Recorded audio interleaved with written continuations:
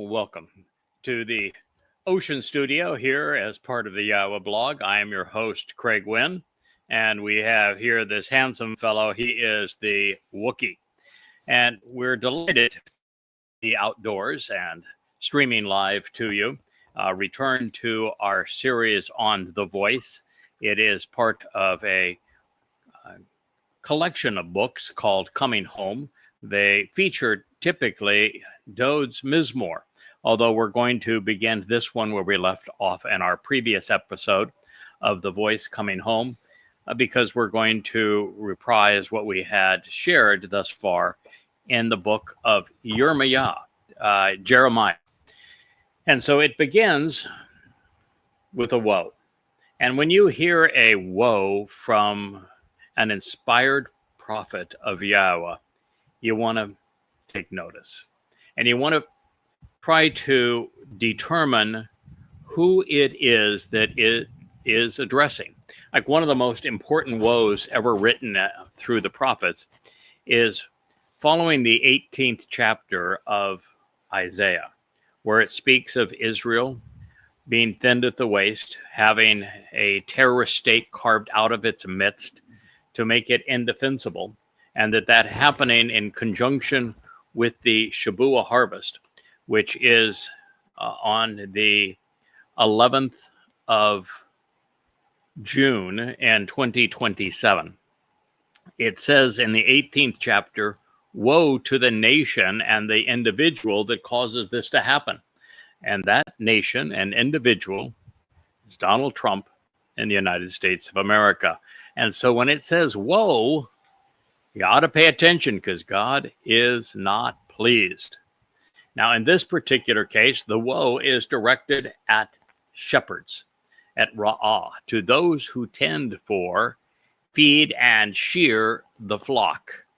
Now, there is a Christian term called a pastor that relates directly to this idea. And when it's in a text that was inspired on behalf of God's people, then those shepherds would be their religious leaders. And so God is saying, woe to them. And should it apply to today, and everything God says is true throughout time, so it does, well, those shepherds that Yahweh is telling, you better be careful. I'm giving you this warning. This is a very bad situation. It's directed towards the rabbis.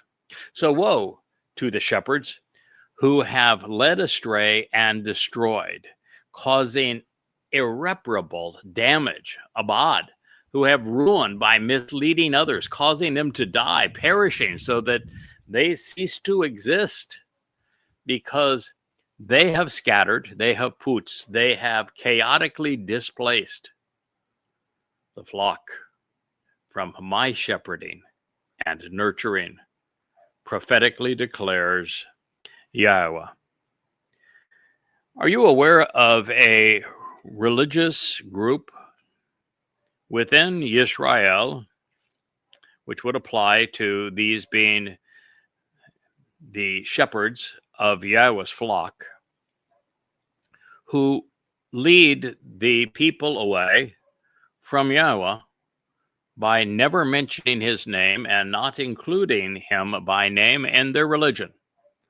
So who might that be that is comprised of Jews who are religious, who try to lead the people in a direction and never, ever speak of Yahweh or acknowledge that the flock belongs to Yahweh? I think we're talking about rabbis again, aren't we? Because there's no mention of Yahweh in their Babylonian Talmud, which is the very essence of Judaism. God is condemning rabbis and Judaism. There's a reason that rabbis and the practitioners of Judaism don't much like the prophets, but they claim to love the Torah. Oh yeah, Torah. The only reason they love the Torah is because they renamed their Talmud to Torah, because they actually hate the Torah. They despise it. Why? Because if you read the Torah, it becomes immediately obvious that God despises religion. And there's no religions that he despises more than religions among his people. Read the story of the Exodus.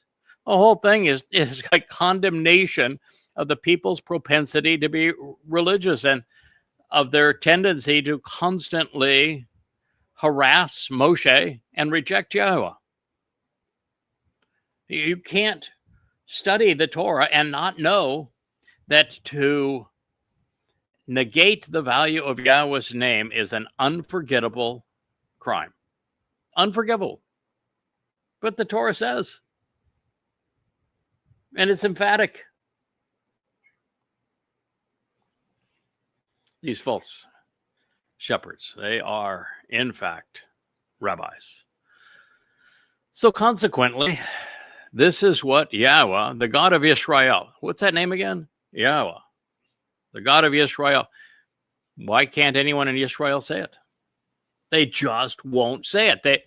They would rather die than have to say Yahweh's name. I swear it's true. They would. They'd rather die than say Yahweh's name.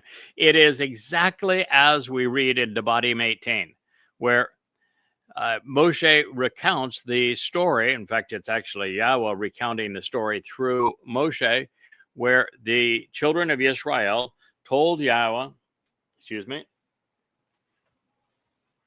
to go away and to shut up. They never wanted to hear from him or see him again. And they actually said, or lest we die. And they have taken that to the full extreme. A Jew would rather die than say Yahweh's name. And the fact of the matter is, while Israel is in denial of Yahweh's name, there is no hope for Israel. The next 8 years are going to be literally hell on earth.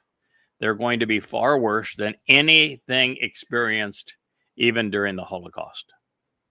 That's how bad it's going to be. And the only solution is to return to Yahweh. Simple. Return to Yahweh. You will be spared. Don't return to Yahweh.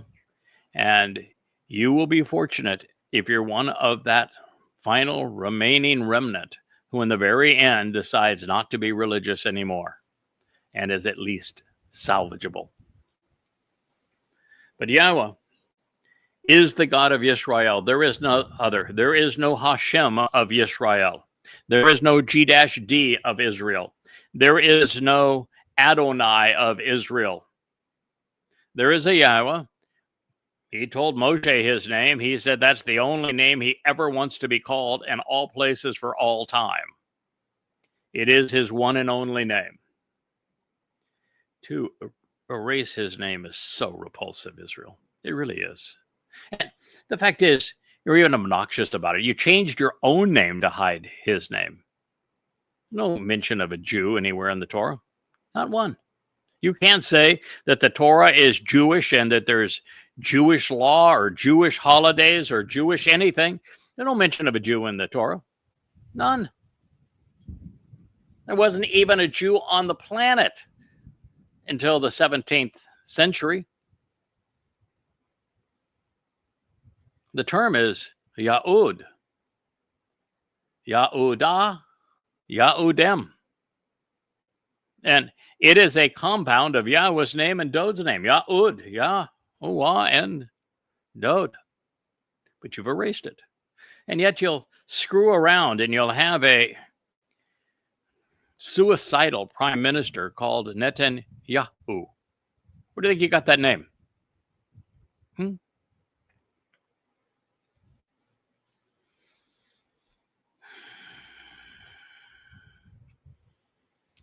This is what Yahweh, the God of Israel, has to say in opposition to those acting as shepherds.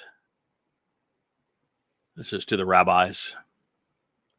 Those leading, feeding, and shearing.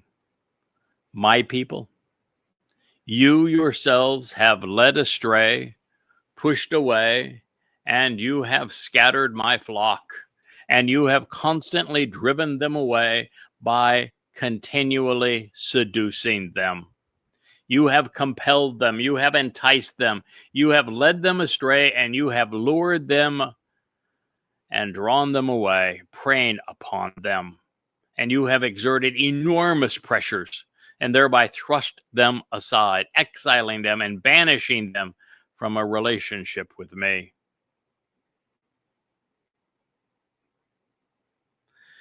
See, Judaism claims to speak for God, and yet God speaks against Judaism. Now, I'm not saying that Judaism is the worst of the three so-called Abrahamic religions. I think from God's perspective, it is the worst because it preys on his people exclusively.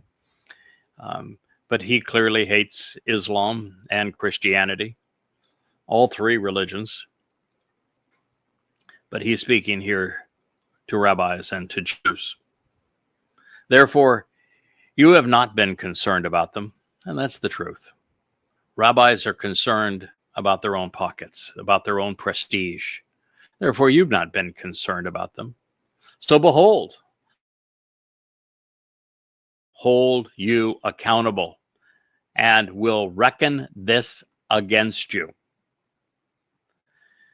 We are only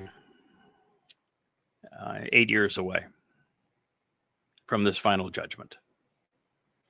And those who are rabbis are not going to give up Judaism and come clean and be spared. They will not be among that final remnant. They will not be part of either the Shabat or Towrah harvest. And so for them, there will be judgment. And because they have received this woe and continued to lead God's people astray, there will be recompense, and that recompense will be eternal exile in Sheol. That is where every rabbi is headed. Spare none. I myself will hold it against you, and I will reckon this against you. I will consider what you have done. This is Yahweh speaking, and I will take it into account, and I will inventory this opposition, retaining a record regarding your accountability, and I will summon it and punish you because of the willful misconduct and the unethical nature of your foolish deeds and wanton abuses. Prophetically declares Yahweh. Yirmiyah, Jeremiah 23:2.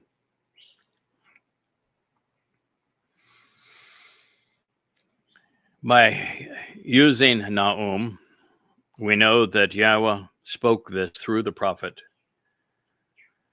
Yirmiyah to people at a different time, at a time of judgment. That time of judgment will follow Towrah. Towrah will take place in year 6000 Yah on the 24th of September. It will begin with the sacrifice of the Adam of Parah, and then Eliah is going to conduct a great spectacle over the sacrifice, as the body of that bull is waters will be released under him. Yahweh will ignite the fires. It's going to be a grand celebration, 1,000,000 times more extraordinary than what was witnessed 2,888 years prior, when Eliah was tasked with denouncing the religious and political establishment of Israel with the same bull being sacrificed. And so with all of this transpiring, it will purge the adulterous woman that is the mortal remnant of Israel at this time. But those who will receive this benefit are anti-religious. And so immediately upon this happening, the religious are going to be judged, and they will be condemned. All of them, because of what they have done. Wanton abuses of God's people. So the very people who have claimed that they speak for God are going to be condemned by God. The very people who won't say Yahweh's name are being held accountable by Yahweh. Yahweh continues to speak. He says, "Then I myself will obtain and gather up the remnant, my flock, from all of the lands where I have temporarily scattered them there by name." This is a theme that runs through the prophets. It is most adroitly described in Zechariah, where Yahweh says that there are 4 chariots, 2 of which are specifically for this final remnant of Yisrael. One is black, the other is white. And if you are picked up in the black chariot, it will mean that you're one of the surviving 5 million Jews from various places around the world who have continued to be religious and they're therefore antagonistic towards God and his people. And at that moment, you will be carried off into Sheol, hell. There is also the white chariot that at that moment is going to leave heaven by way and then come down through Jerusalem and then travel around the world. And it will be picking up the Israelites, this mortal remnant, who are apolitical and anti-religious, of whom there is hope to purge so that they're prepared for the return of their Messiah, David, the former and returning king. And they will be in the white chariot and they will be brought back to Jerusalem. And if you have a tough time with God doing this in a miraculous fashion, I really don't care. At this point, he is going to be involved in the world miraculously. He's only 10 days away from his return with Dode. And the 2 witnesses will have been there for 3.5 years, speaking to God's people from the Temple Mount. And they are going to be miraculous also in their presentation, and there will be miracles transpiring around them. And so if this bothers you that God is intervening again in these last days, the very last of the last days, then I guess you just won't be among those who are going to be joining us. But God does say that he is going to bring those that he has scattered around the earth all together and into Jerusalem. And he's going to do so on Yom Teruah. That's a day that if you're religious, you won't even know about, because you'll be celebrating Rosh Hashanah, the head of the Babylonian year, in anticipation of a day of atonement, which you afflict yourself. So you'll miss the whole thing. Well, you won't miss it. You'll be in the black chariot. It goes on to say, "But my desire is to return and restore them at this time." So God's desire, Shub, is to return. And the only way that Yahweh can return to them at this time is for many of them to have Shub return to him. That is the theme that runs through the prophets. God says that I have left you. I have divorced you. You're no longer my children. I am not even going to intervene or speak directly to you again until you Shub. When you Shub, return to me, I'll Shub, return to you. My desire is to return and to restore them at this time, which means that the only way Yahweh can do that is that we are successful and we get either a reasonable number or a tremendous quality of Yehud and Yisraelite to return to Shub, to Yahweh. So my desire is to return and restore them at this time upon their pasture, their abode, and their home. God wants to be in the role of shepherd. That's why you look at God's title. Have you ever looked at it, considered it in the original alphabet in which it was written? It is a Aleph and a Lamed. What is an Aleph? It is a ram. It's a ram's head. And a Lamed, it's a shepherd's staff. God wants to be the shepherd among the sheep. and they will be fruitful, and they will flourish.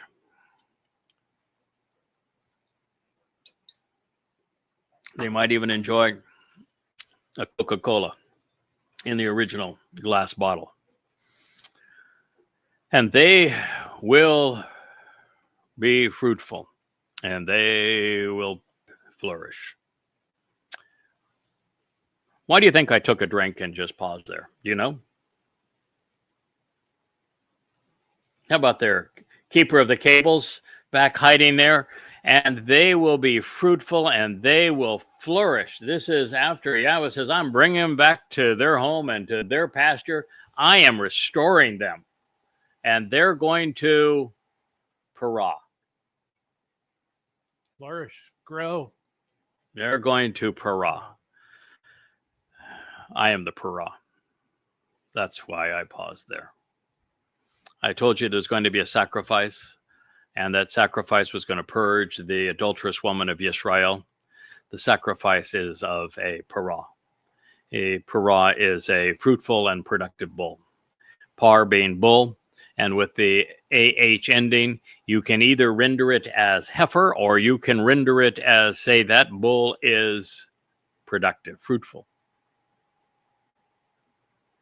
And in this case, the parah is on duty, and it is the parah that is responsible for making it possible for Yahweh to return and to shepherd his flock.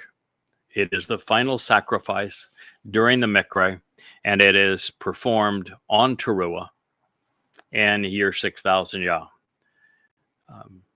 It is interesting that in this case, it is the Torahless one who is going to be the belligerent that strikes the Adamah Parah, this bloody red bull who is so productive.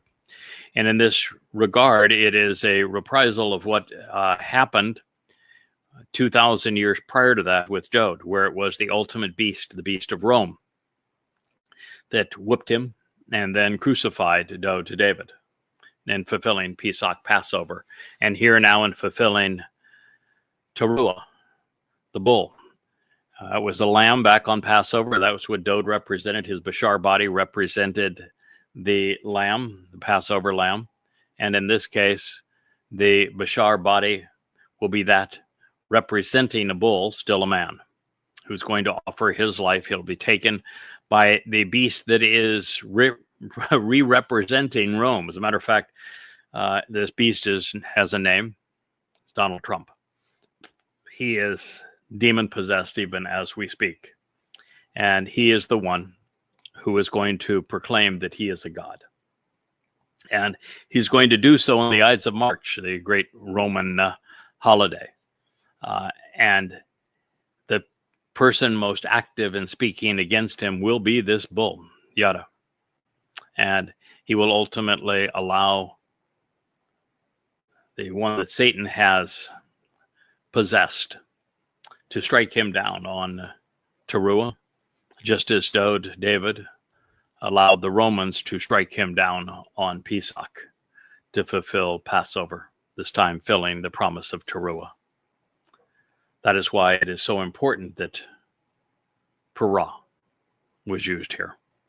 And just as the flock is not lambs, but people, this parah is signified by a bull, but he is a man.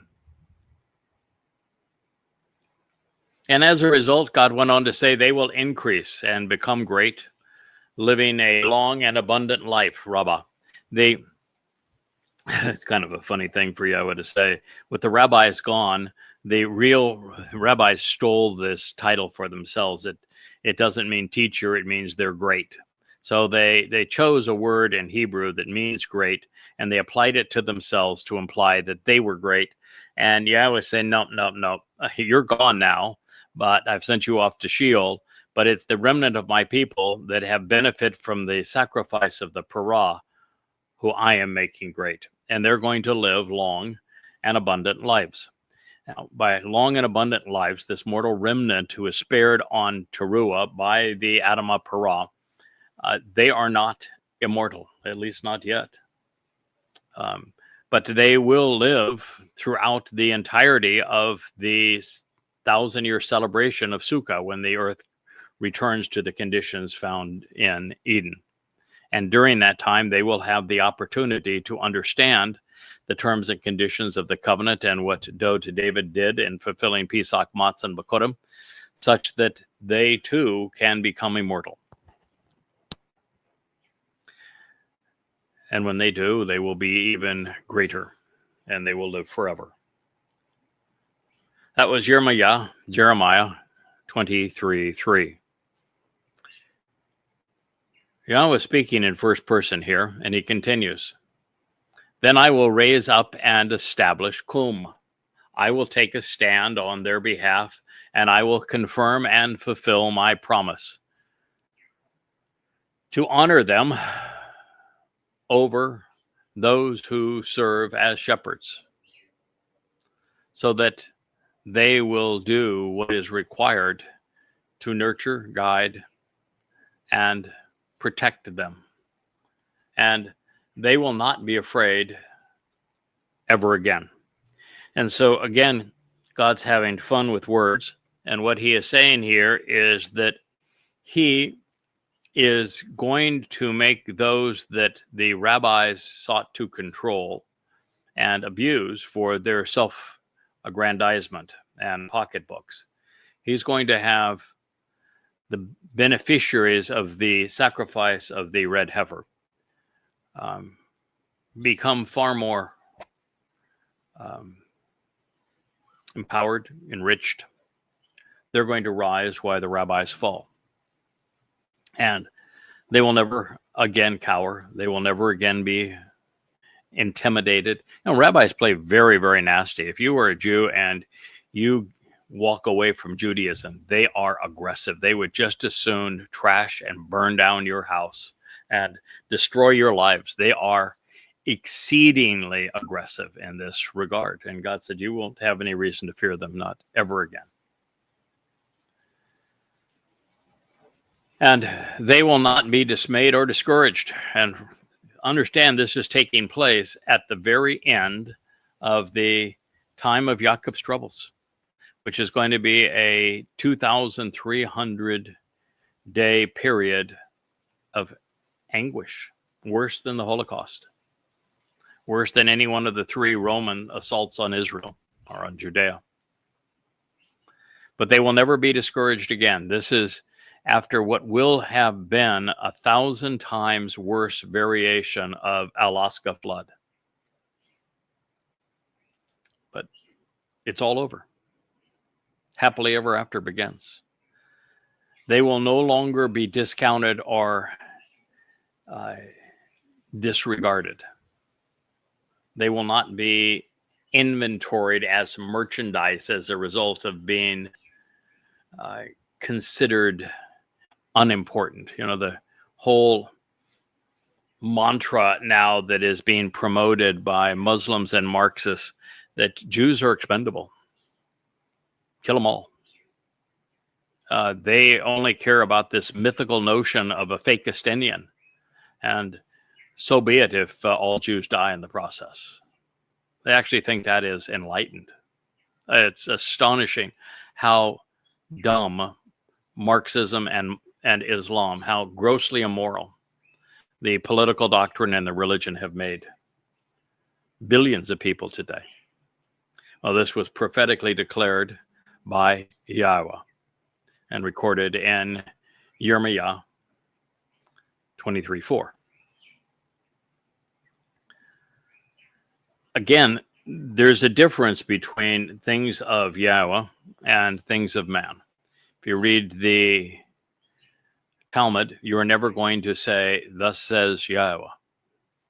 You're going to read, thus says so-and-so as a rabbi. If you read the Quran, it's a jumbled mess of we and me and I and him and gods by all manner of different names, but never Yahowah. And there is no place anywhere in the Christian New Testament where Yahweh speaks in first person under his own name. That is what's happening here. Yahweh is speaking in first person in his own name through the prophet Yirmiah. This is one of the things, too, that I want you to have an appreciation of. You might think what a great honor it would be to be like Yirmiah and to be a prophet and to have God speak through you. I want you to know that in this particular case, that Yirmiah is being used as a set of ears and as a hand to write this down. In Debadim, Moshe is being used as a mouth to form the words.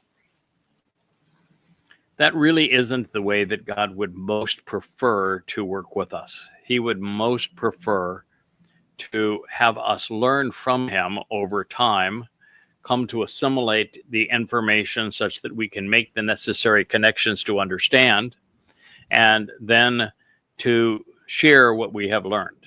That is a much more collaborative process, something that you would prefer to do with a child rather than to use them as a ventriloquist would use a dummy.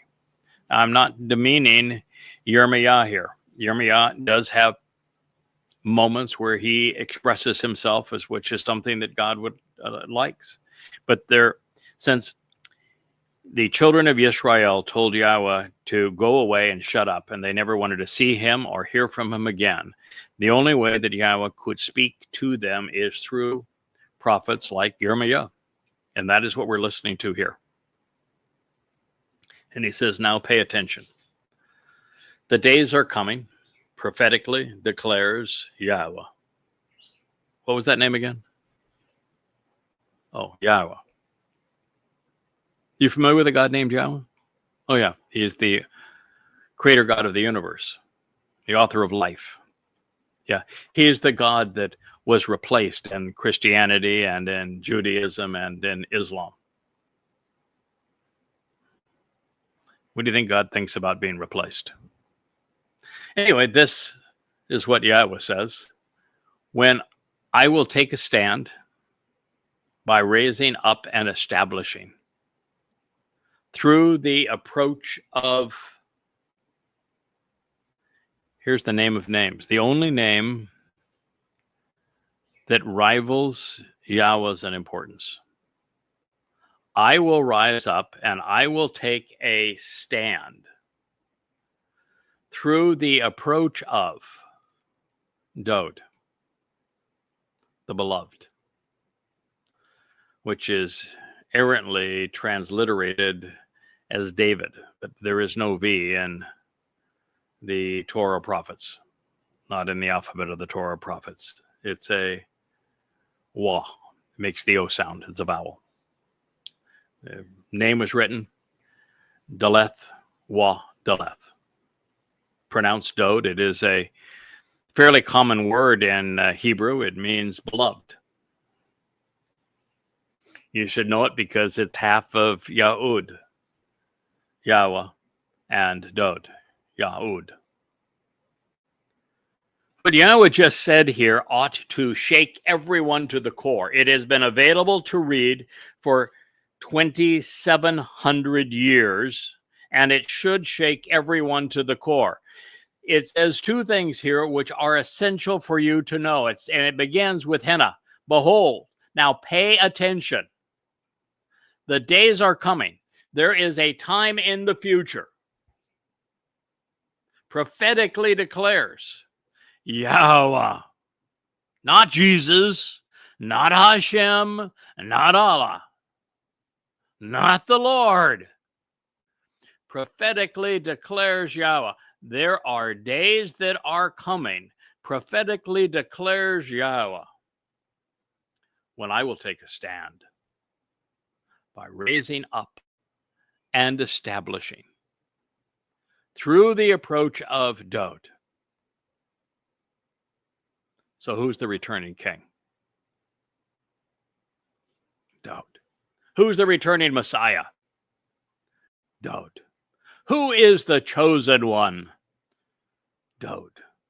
Who is the Savior? Dowd.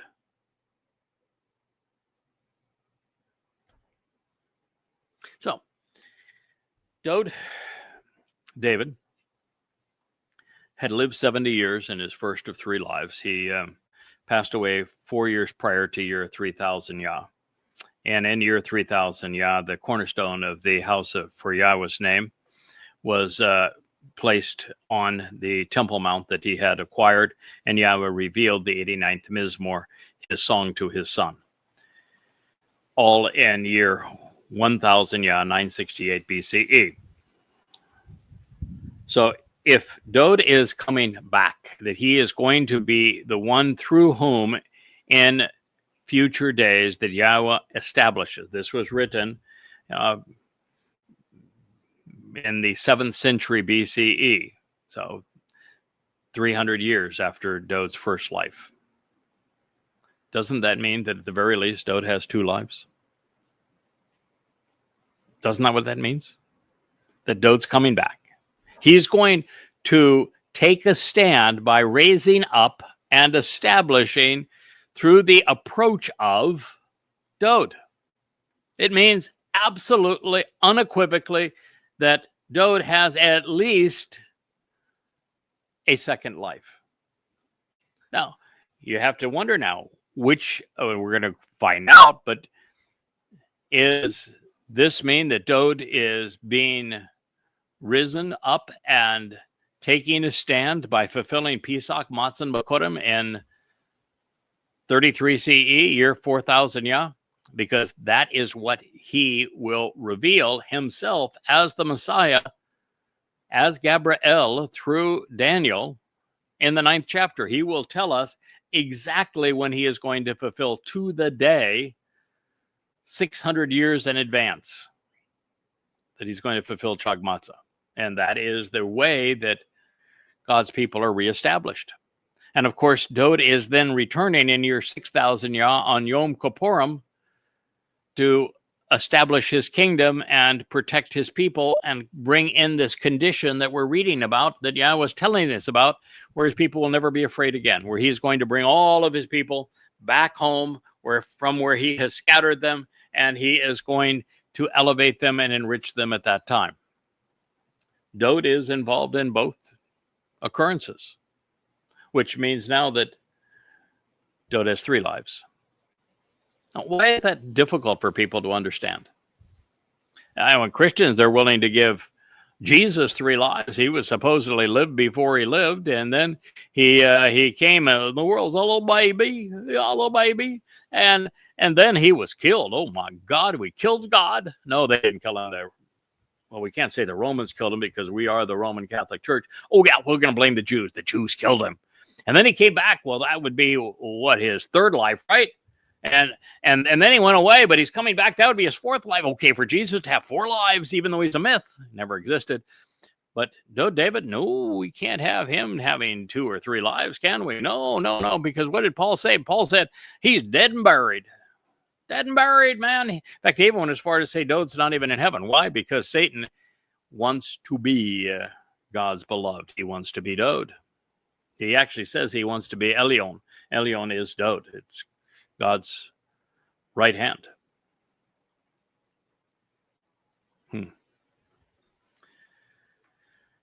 The answer is Dowd. I mean, almost any question you want to ask. Did Jesus exist? No. Was there a person who was crucified in 33 CE? And was that person a Messiah? Was that person actually the Son of God? Was that person the chosen one? And did it happen in 33 CE on Passover? Absolutely. Just that person was Dowd. Is the Messiah returning as Judaism attests, as Christianity attests? Absolutely. It's just that it's not Bar Kokhba and it isn't Jesus. It's Dowd. God said it. Why don't you trust him? You believe people who lie, but you don't believe God. Why? You won't even say his name. You won't even pronounce his son's name correctly. It's Dowd. And God goes on to say, I'm going to do all of this. I'm going to approach. I am going to take a stand. I'm going to raise up Dod, who he calls Sadak, the correct and proper, the vindicating Shemach branch. Why would he call him Shadak? Why would Yahweh refer to Dod as Sadak? This is in your, if you're a Twistian, you look it up. It's right there in your Bible. Look it up, read it. It says that he was Sadak. You know what Sadak means? It means right, correct, just, vindicated, justified, acquitting. It's describing Dod as being right about God and being the one who is vindicating and vindicated. What made Dod right about God? Because it's something that God says a lot about Dod. Constantly saying, Dod is Sadak, right? It means that Dod's conclusions about Yahweh as his father, as the creator of the universe, as one who used his name often, particularly in his Mizmor songs, that all that was right. And that Dod recognized the value of the Torah. He wrote the 19th Mizmor saying that the Torah is perfect, it's complete, and that it restores our souls. And then in the 119th Mizmor, Dod wrote 8 stanzas for each of the 22 letters in the Hebrew alphabet, delineating the merits of the Torah. He's the opposite of Paul, who denounced the Torah. He is the opposite of the rabbis who plastered over the Torah with their Talmud. That makes Dod right. And if Dod is right, because he is the Messiah, because he is the Son of God, because he is the Savior, he who fulfilled Pesach, Matzah, and Bakurim, it means all of the religious are wrong. That's what it means when a Dod is right. It means that the Mizmor that we read that were written by Dod are correct. What does the 22nd Mizmor say? Who was it written by? One of the most important prophecies ever written. It was written by Dod in first person as he presented prophetically how he would be crucified on Passover by being crucified.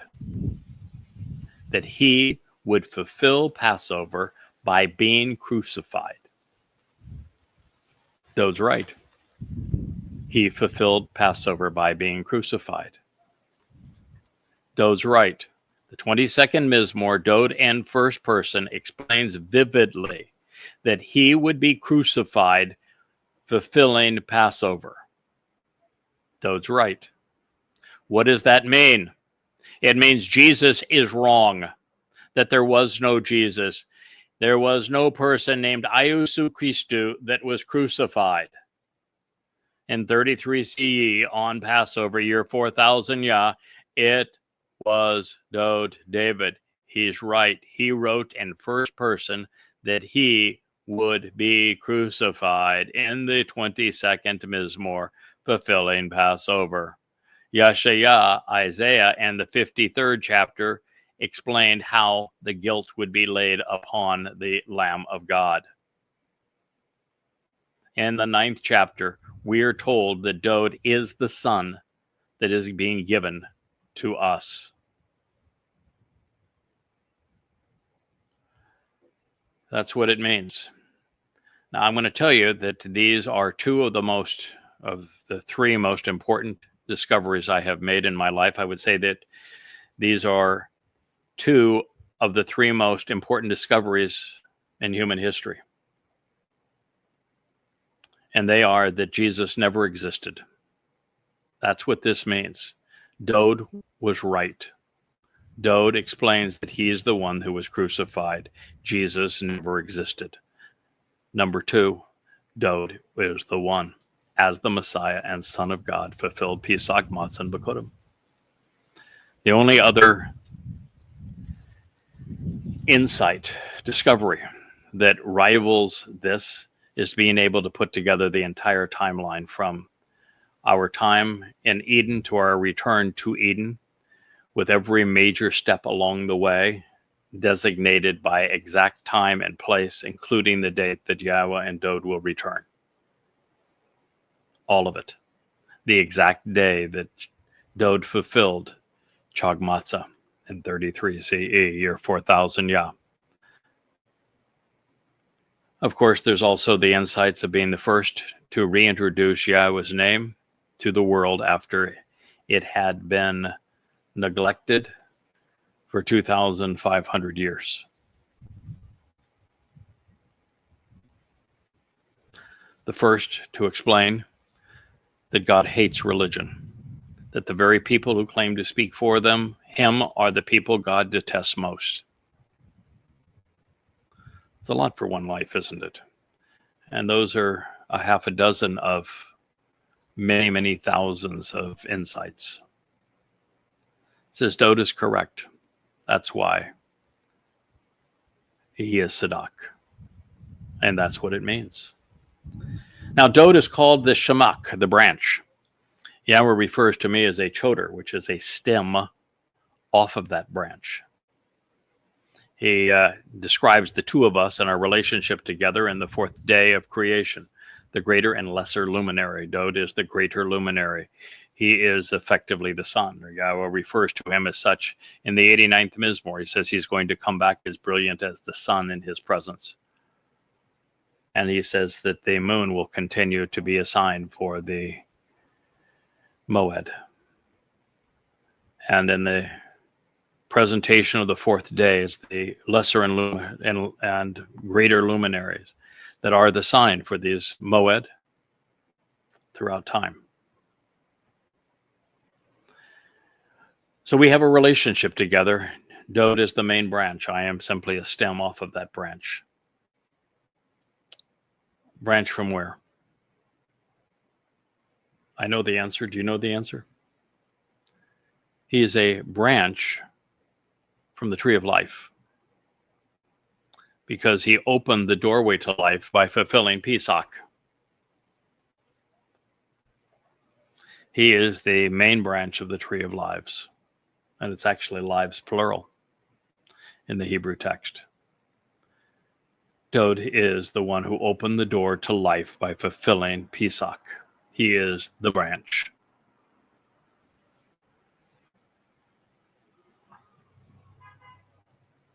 It says, then he will reign as king. Who's the returning king? Why would I even have to ask that question? How come you don't know? How can there be a single Christian in the world when Yahowah says, I'm accomplishing this through Dode, that Dode is right when the Christian New Testament said he's dead and buried and he's excluded from heaven? And Yahowah says, he's the one coming back that is going to be king. He's the one coming back to restore my people. He is the main branch of the tree of lives. And he will reign as king. There's no room for a Jesus here, because Jesus never existed. Nothing but a crude counterfeit of Dode. It's disgusting what Paul did in 52 CE.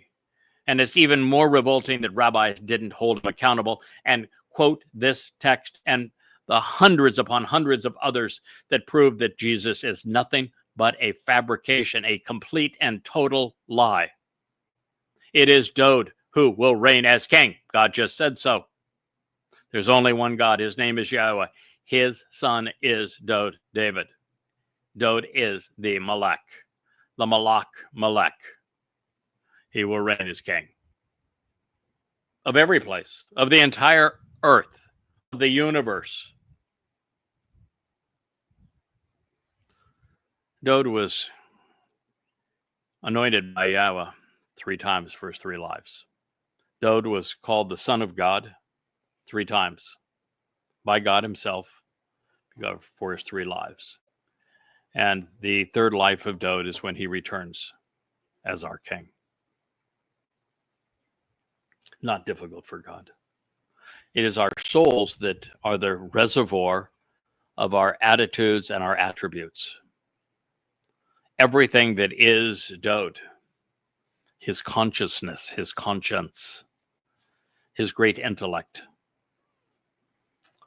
all of it, all of the sum of his experiences, his character, are embodied in his nephesh soul.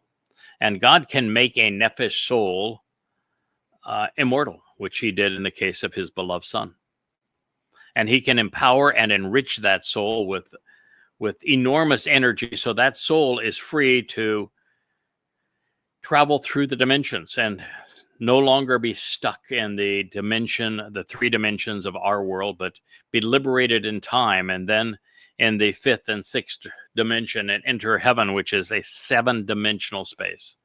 And Dode's nephesh has come from the 7th dimension, Shamaim, spiritual realm, to fulfill Pesach, Matzah, and Bakurim. Is there now, and he's going to return from 7 dimensions as our king to rule over the earth during the millennial celebration of Sukkah, when we return to the garden. He will reign as king. Now, because Dode is the only person that Yahweh said he's my Messiah, that he anointed personally, and that he has anointed 3 times, why are Jews looking for an unnamed Messiah? Why don't you know the date that he is returning? I do. October 2nd, 6:22 p.m., sunset in Jerusalem. October 2nd, 2033, your 6,000 Yah. Why don't you know this? Why don't you know that he is your Messiah? Then he will reign as king because he has the insight and desire for understanding. He is Shakal. He has the proper focus and the knowledge from sound instruction and teaching, the intellectual capacity and the cerebral acumen to prudently prosper by teaching that which is proper. When Yahweh chose Dode at 8 years old, you recall what he said? He lectured us. Not usually Yahweh's style, but he did. He lectured us.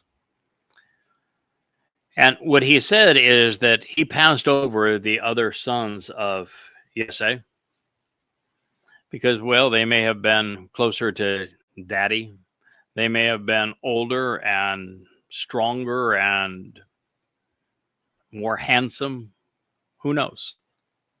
And I said, I make choices in the people that I choose based on my criterion, and my criterion is not the same as your criterion. Now, when God said that, what should have been the zeal of every person on earth? Oh, what is it that made Dode so attractive to Yahweh? What about his attitude? What about his attributes? What about his just cognitive abilities, about his linguistic abilities? What was it about his character? What was it about Dode that made him so attractive to Yahweh? And once we come to know that, to the extent that we can, shouldn't we try to emulate those same things? If Dode wrote an ode to the Torah, shouldn't we do the same? If Dode sang Yahweh's praises, sang to his father, used his father's name as Yahweh, shouldn't we do the same? If Dode was right, shouldn't we also strive to be right about God? And here, Dode is Shakal. He's knowledgeable. He's properly instructed. He's intellectual. He has cerebral acumen. He's prudent. Shouldn't we all strive to do that? Doesn't that mean that Dode knew and understood, and therefore he would have had no use whatsoever for faith or belief, and that faith or belief would be counter to and useless to a person who understood, because understanding is infinitely more powerful than knowing, and knowing is infinitely more powerful than is believing. So why does anyone have a faith when you can be like Dowd?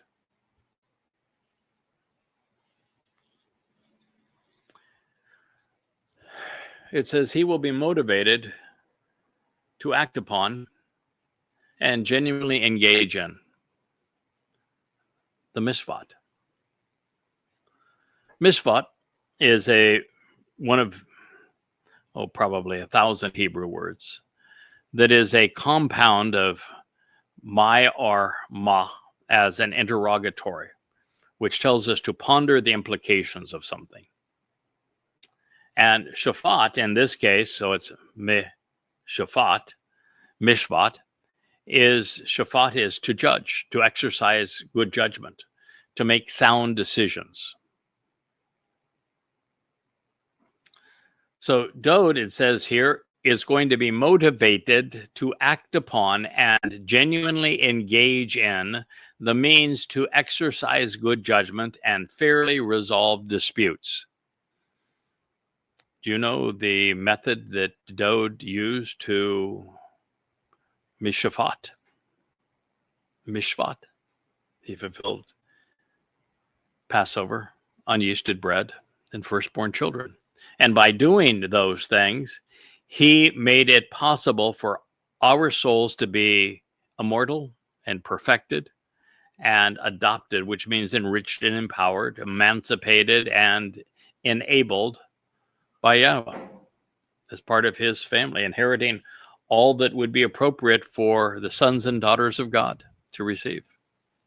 Dowd made that possible. Dowd also made it possible for us to exercise good judgment about these things, which means to be properly informed and make a sound decision regarding the means that he himself would use by fulfilling Pesach, Matzah, and Bakurim, and by writing his Mizmor Psalms, and by writing his Mashal word pictures, Proverbs, such that we could make an informed decision about God. And he was actively involved in that. Between the Proverbs and the Psalms, he wrote 100 of them. He was actively engaged in providing the means for us to exercise good judgment and to resolve these disputes between God and man. Doing so, tzedakah. Remember that word, tzedak? This is in the feminine form. Doing so correctly, appropriately, righteously, and justly. Again, Dowd's decisions relative to God and to man were correct. And because he's right, God can use him. Doesn't say that he was good. Tob is good. Doesn't say he was good. It says he was right twice. Being right is the essence of benefiting from Yahweh, being part of his covenant, being allowed into heaven, being enriched and empowered by the Almighty, being someone whom Yahweh could work through. Being Tzedak is the essence of knowing Yahweh, speaking for him, working on his behalf, teaching people what is correct about the covenant and the Moed and the children of Israel and of Yahweh, and of how they should go about exercising good judgment. Tzedak. He did so correctly, appropriately, and justly in the land. Jeremiah 23:5. Now, I know that if you're going back weeks now, the last time we did a program out here in our Ocean studio, that you might say, you went over all of this material previously, and this is not where you left off. You've gone right back and you're covering Jeremiah 23 again. Guilty as charged. That is absolutely correct. And the keeper of the cables just walked out and gave me the 1 hour sign and nodded and said, yep, I told you where you left off on the last program, and you went back to Yirmiah 5, 23:5, 1 through 5 already. Yes, I did. And why did I do so? Because this is as important a message as you will ever hear. If you've spent this hour with me, you know that Dowd is the Messiah and the Son of God. You know that it was David who was here and crucified in 33 CE. There was year 4000. Yeah, you know that there was no Jesus, and there's nothing to Christianity but a pile of lies. You know that Dowd is the returning Messiah and King, God's beloved. You know that God's name is Yahowah. You now know when all of this is going to transpire. It's a lot for an hour, isn't it? It was worth your time, was it not? And even if you've heard it before, isn't reinforcing something that is essential for you to know and share worth an hour of your life? It is the Shabat. After all, isn't this what we should be doing on it?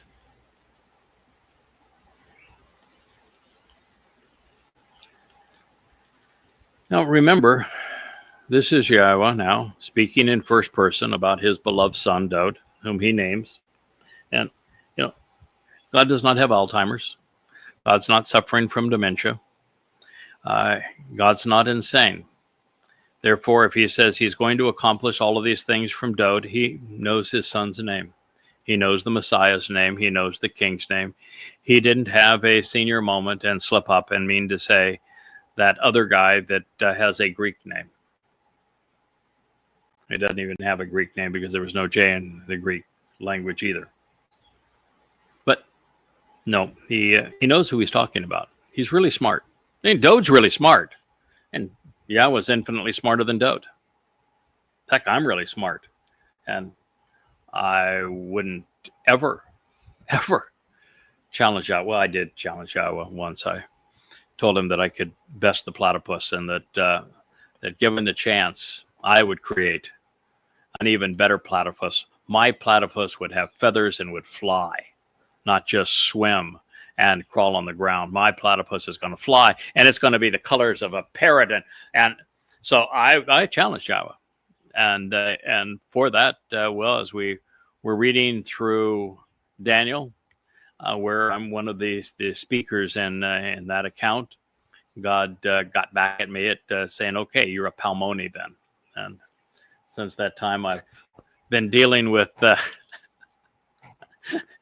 realization that it's good fun when you're dealing with someone who is not just brilliant, but funny. Action figures sold separately. And has a sense of humor. So in his day, Yehudah will be liberated. What was that? Did it say Goyim will be liberated? Did it say a church was going to be liberated? Did it say Christians are going to be liberated? How in the hell, Christian, can you say that your New Testament replaced the Torah, and that you as Goy replaced Jews, and that your church replaced Israel, which is the claims that you have to make to even have any justification whatsoever for stealing the Jewish Messiah and their inheritance? How can you say those things when God is saying in his day, in the last days, when Yahowah brings Dowd back as king? Now, this is bringing him back as king. He had already served as king 300 years prior to this. It is bringing him back as king. How can you ever spit in God's face to the extent that you said, nope, he's coming back as Jesus, not Dowd? And he's coming back for the Gentile church and Christians? No, he's not. First of all, he isn't. And no, he's not. It's Dowd, David, who is the king, who is being brought back. And he's coming back to Yehudah, which is even named after him. Yehudah. Even named after him. And it says it's Yehudah that's going to be Yasha, liberated, saved. It doesn't say that the church is going to be saved. It doesn't say that Gentiles are going to be saved. It doesn't say Christians are going to be saved. It doesn't say Jesus is coming back. It says it's David's coming back as king. And when he does, in that day, Yehudah, the beloved of Yah, are going to be liberated and saved, as well as Yisrael. You can't have replaced Israel. If it's Israel that's being saved, you can't have replaced Jews. If it's Jews who are being saved, you can't have replaced and counterfeited Dode if it's Dode that's returning.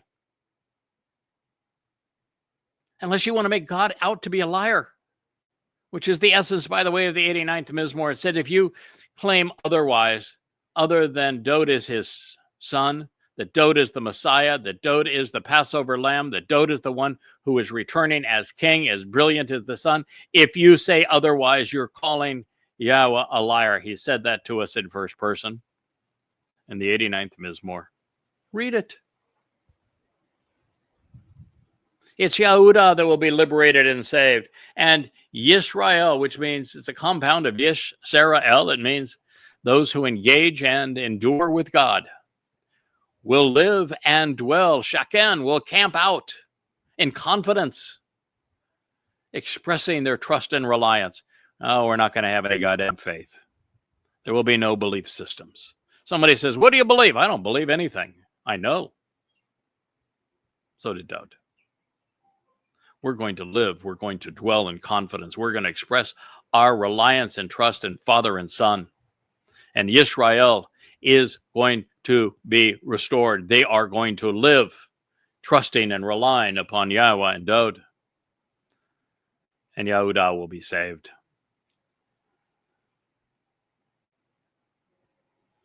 And thus, this is his name, which, as a benefit of the enduring relationship, he will be called. His name, whose name? His name, whose name? Who is the only person that Yahweh's talked about? What is the only name that Yahweh has mentioned here? Dode's. And he has spoken of Dode saving Yehudah and giving Yisrael the opportunity to live confidently, trusting and relying on him and his father. And for that, what will Dode be called? Kara, the basis of the Mikra. You know what the Mikra are? Well, in the plural, Mikra, Pesach, Matzah, Bakorim, all of which Dode fulfilled in 33 CE, exactly as he foretold through Daniel, telling us the exact day that he would complete the fulfillment of Chag Matzah in 33 CE, which is year 4000 Yah. Shabuah, which is the upcoming harvest, 11th of June, 2027. Towrah, this day of the sacrifice of the Adamah Parah, 24 September, a Shabbat, of course, just as is Shabuah, just as was the fulfillment of Matzah in 33 CE. Shabbat, Shabbat, Shabbat. Such that he will return on Yom Kippurim, and that we will begin the 1,000-year celebration of the Shabbat of Sukkah on a Shabbat, October 7th, 2033. And as a result of making all of these things happen and having anointed the mercy seat, the Kipporeth of the Ark of the Covenant, on Kippurim, the day of reconciliations, when Dode arrives with Yahweh as Elyon, all things pertaining to God's right hand, he will be called. Yahweh is our vindication. Yahweh Shadak Anaknu. Yahweh is our vindication. Yisrael, when you can say that, Yehudem, when you can say that, world, When you can say that, and when you know what that means, and when you understand how it was delivered, as Yahweh just explained, through Dod, our Messiah, our King, the very Son of God, when you understand what Tzedak means, and that Yahweh is our Tzedak, then you will join me and forevermore. When you understand Yahweh Tzedak, you will know Dod, you will know Yahweh, you will know the covenant, and you will be right about Yahweh, the covenant, the Mikra, salvation, Yisrael, Yehudah, the Torah, and forevermore. Yahweh is our vindication. Yahweh Tzedak Anuka. Yirmiah, Yah, teaches and guides Jeremiah 23:6. And that, my friends, is where we concluded our last program. And this is where we will continue our next. I thank you for listening. I care obviously deeply and passionately about this. It is so essential that you come to be right about Yahweh, about his beloved son Dod, and what they have achieved together so that we can be right with them. I thank you for listening. Good day.